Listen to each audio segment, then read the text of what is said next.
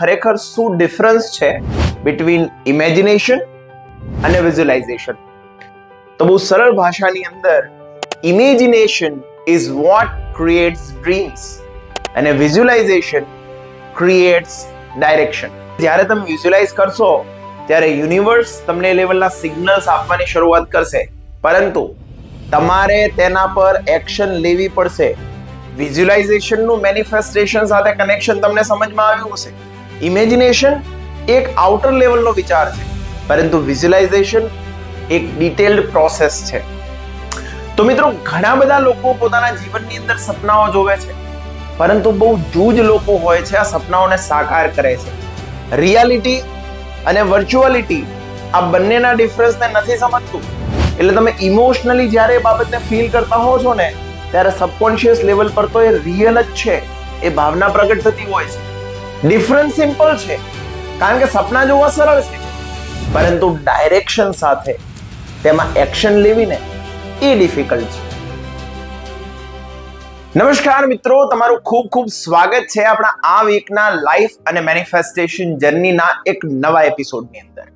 મિત્રો, આજના એપિસોડની અંદર આપણે ડિસ્કસ કરવાના છીએ કે ખરેખર શું ડિફરન્સ છે બિટવીન ઇમેજિનેશન અને વિઝ્યુલાઇઝેશન. આમ તો બંને એક જેવા જ લાગે છે, પરંતુ આ બંને વચ્ચે બહુ જોરદાર અંતર છે. અને આ અંતરને જો તમે સમજી નથી શકતા તો તમારા સપના ફક્ત તમારા સપના જ રહી જાય છે. તો આ વિડીયોને અંત સુધી જોજો, અને હા, ચેનલ પર નવા છો તો અત્યારે સબસ્ક્રાઇબ કરી લો. તો મિત્રો, સૌથી પહેલા આપણે સમજીએ કે ખરેખર શું ડિફરન્સ છે ઇમેજિનેશન અને વિઝ્યુલાઇઝેશન વચ્ચે. તો બહુ સરળ ભાષાની અંદર imagination is what creates dreams અને વિઝ્યુલાઇઝેશન ક્રિએટ્સ ડાયરેક્શન. જી હા મિત્રો, ઇમેજિનેશનની મદદથી આપણે સપના જોઈએ છીએ, પરંતુ વિઝ્યુલાઇઝેશન એ સપનાને ડાયરેક્શન આપવાનું કામ કરે છે. મિત્રો, આપણે ઇમેજિનેશનને થોડું ડિટેલમાં સમજીએ ને, તો imagination is more about random thinking, day dreaming જેવું છે. માની લો કે જેની અંદર આપણે એવું કહીએ કે હું એક દિવસ સફળ થઈશ, જેની અંદર આપણે એવું કહીએ કે મારી પાસે ખૂબ પૈસા હશે, પછી આપણે એવું કહીએ કે હું એક દિવસ એટલો મોટો માણસ બનીશ ને. પરંતુ આ એક પ્રકારનું રેન્ડમ આપણે બોલીએ છીએ અથવા તો એવું વિચારીએ છીએ, પરંતુ આની અંદર એ લેવલની ફિલિંગ, એ લેવલનું ઇમોશન કે કોઈ પણ પ્રકારનું ડાયરેક્શન નથી હોતું. તો હવે આપણે સમજીએ કે એક્ઝેક્ટલી વિઝ્યુલાઇઝેશન શું છે. તો મિત્રો, વિઝ્યુલાઇઝેશન એ મોર ડીપ પ્રોસેસ છે ઇમેજિનેશન, કે જેની અંદર તમારા માઇન્ડની અંદર ખૂબ જ ક્લિયર ઇમેજ હોય છે, તમારા થોટ્સ અને તમારા ઇમોશન વચ્ચે અલાઇનમેન્ટ હોય છે, અને જેમાં તમારું ઇમોશન એટલું બધું સ્ટ્રોંગ હોય છે ને કે તમે એક્શન લેવા માટે તત્પર થઈ જાઓ છો. એટલે કે વિઝ્યુલાઇઝેશનની આખી પ્રોસેસની અંદર તમે તમારું લક્ષ્ય નિર્ધારિત કરો છો, સપનું નહીં, અને એ લક્ષ્યને અચીવ કરવા માટે તમે એક સમય નક્કી કરો છો, અને એ સમયમાં આખી જે પ્રોસેસ તમે ફોલો કરવાના છો ને તેને તમે ડિઝાઇન કરો છો. એટલે કે visualisation is equal to clarity plus thoughts plus emotion plus action. હવે આટલા પરથી આપણને કી ડિફરન્સ તો સમજાય કે ઇમેજિનેશન પેસિવ છે અને વિઝ્યુલાઇઝેશન એક્ટિવ છે. હવે આપણે રિયલ લાઈફ એક્ઝામ્પલ દ્વારા આને ખૂબ સરસ રીતે ડીકોડ કરવાનો પ્રયત્ન કરીએ. ધારો કે હું એવું કહું છું કે I will have a fit body, તો મારું આ એક ઇમેજિનેશન છે. પણ જો આને વિઝ્યુલાઇઝ કરું તો હું રોજ સવારે ઉઠું છું, હું નિયમિત આટલા વાગે જીમમાં જઉં છું, હું જીમમાં આ રીતનું રોજ વર્કઆઉટ કરું છું, હું નિયમિત પ્રમાણે ડાયટને ફોલો કરું છું, અને આટલા સમયની અંદર આટલો મારો જે વેટનો અને બોડી બિલ્ડિંગનો ગોલ છે ને હું અચીવ કરી રહ્યો છું. આ વિઝ્યુલાઇઝેશન છે, અને આનાથી જ રિઝલ્ટ આવે છે. તો પછી મિત્રો, લોકો ફેલ કેમ થાય છે? તેનું કારણ એવું છે કે મોટા ભાગના લોકો ફક્ત ઇમેજિનેશન જ કરે છે, પણ એક્શન નથી લેતા. તેના કારણે મોટિવેશન તો આવે છે, પરંતુ રિઝલ્ટ નથી મળતા, કારણ કે એક્શન વગરના સપના ફક્ત સપના જ હોય છે. તો મિત્રો, અહીંથી આપણે ડિસ્કસ કરીએ એવા 4 સ્ટેપ કે જેની મદદથી તમે ખૂબ જ બેસ્ટ વેની અંદર વિઝ્યુલાઇઝેશન કરી શકો. સ્ટેપ નંબર 1, બી ક્લિયર.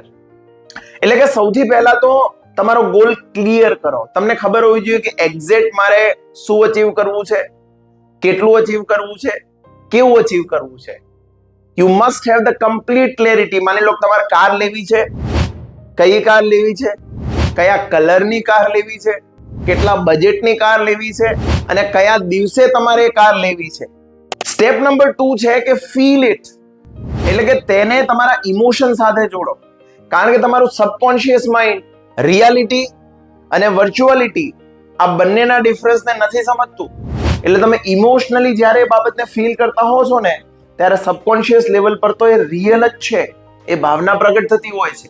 તો તેમાં એક્સાઇટમેન્ટને એડ કરો, તમારા કોન્ફિડન્સને એડ કરો અને મનની અંદર ગ્રેટિટ્યુડનો ભાવ રાખો કે આ અચીવ થઈ ગયું છે and I am feeling very much thankful. Step number 3, see the process. ફક્ત એન્ડ રિઝલ્ટ જ નહીં, પરંતુ આખી પ્રોસેસને વિઝ્યુઅલાઇઝ કરો. જે રીતે મેં તમને જીમનું એક્ઝામ્પલ આપ્યું ને, ધ સેમ વે આખી પ્રોસેસને વિઝ્યુઅલાઇઝ કરવાની છે. અને છેલ્લે સ્ટેપ નંબર 4, કારણ કે જ્યારે તમે વિઝ્યુઅલાઇઝ કરશો ત્યારે યુનિવર્સ તમને લેવલના સિગ્નલ્સ આપવાની શરૂઆત કરશે, પરંતુ તમારે તેના પર એક્શન લેવી પડશે. કારણ કે તમે તેના પર એક્શન નહીં લો તો તમને રિઝલ્ટ નહીં મળે. કારણ કે એક્શન જ મેનિફેસ્ટેશનને રિયલ લાઈફની અંદર પ્રગટ કરે છે. તો મિત્રો, વિઝ્યુઅલાઇઝેશનનું મેનિફેસ્ટેશન સાથે કનેક્શન તમને સમજમાં આવ્યું હશે. ઇમેજિનેશન એક આઉટર લેવલનો વિચાર છે, પરંતુ વિઝ્યુઅલાઇઝેશન એક ડિટેલ્ડ પ્રોસેસ છે. કારણ કે વિઝ્યુઅલાઇઝેશનની અંદર તમારા થોટ્સ, તમારા ઇમોશન અને આખી પ્રોસેસનું અલાઇનમેન્ટ હોય છે. તો મિત્રો, ઘણા બધા લોકો પોતાના જીવનની અંદર સપનાઓ જોવે છે, પરંતુ બહુ જૂજ લોકો હોય છે આ સપનાઓને સાકાર કરે છે. ડિફરન્સ સિમ્પલ છે, કારણ કે સપના જોવા સરળ છે, પરંતુ ડાયરેક્શન સાથે તેમાં એક્શન લેવીને એ ડિફિકલ્ટ છે. તો આથી તમે ડિસાઈડ કરો કે હું ફક્ત ઇમેજિનેશન નથી કરતો, પરંતુ તેને વિઝ્યુઅલાઇઝ કરી અને એ પ્રમાણે એક્શન પણ લઉં છું. તો મિત્રો, આ વિડીયોએ તમને ઇમેજિનેશન અને વિઝ્યુઅલાઇઝેશન વચ્ચેની કમ્પ્લીટ ક્લેરિટી આપી હોય તો તમે કમેન્ટની અંદર લખો કે આઈ ચૂઝ વિઝ્યુઅલાઇઝેશન. અને હવે હું તમને મળવાનો છું આપણા નેક્સ્ટ ફ્રાઈડેના પાવરફુલ એપિસોડની અંદર. પરંતુ ત્યાં સુધી ચેનલને સબસ્ક્રાઇબ કરી લો. આ વિડીયો પસંદ આવ્યો તો લાઈક કરો, શેર કરો and take care of yourself. Thank you so much.